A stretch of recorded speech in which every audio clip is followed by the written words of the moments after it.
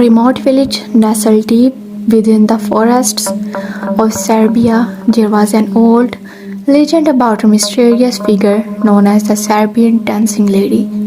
Villagers spoke of her in hushed tones, warning children not to wander the streets after dark. One summer evening, Marco and his friends, intrigued by the tales, decided to investigate.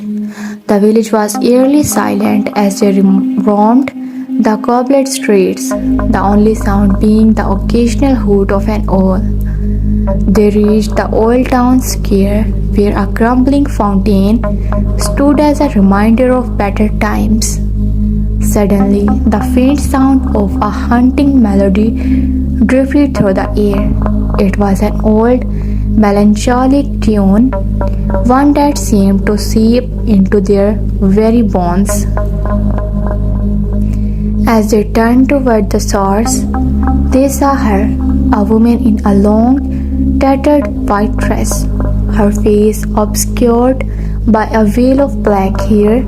She danced slowly, gracefully, as if moving to music only she could hear.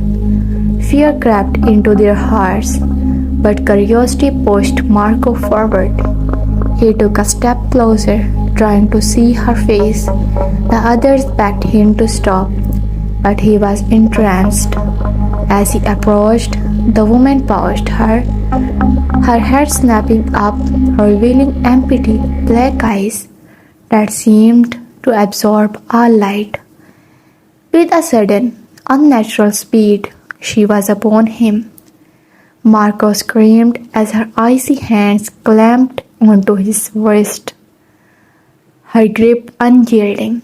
The melody grew louder, more dissonant, as the woman's dance turned frenzied, dragging Marco into her twisted waltz. His friends watched in horror, unable to move as Marco's skin grew pale and his eyes glazed over.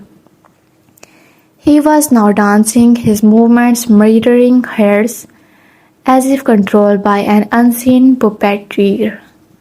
The woman turned to the others, a chilling smile spreading across her face, and began to advance. Panic erupted therein. The sound of the haunting melody and their friends' screams echoing in their ears. The village was a maze, but they did not stop until they reached the safety of their homes.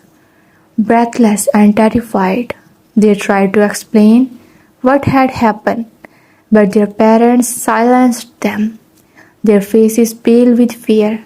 "She has returned," an elder whispered, his voice trembling.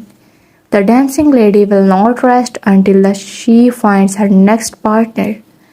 From that night, the village was never the same. People stayed indoors after sunset. The once lively streets now deserted and silent. Marco was never found, and the legend of the Serbian dancing lady grew, her hunting melody now a reminder of the darkness that danced through their village. And on some nights, if the wind was just right, you could still hear that eerie tune, a ghostly waltz that whispered of lost souls and the horrors that lay hidden in the shadows.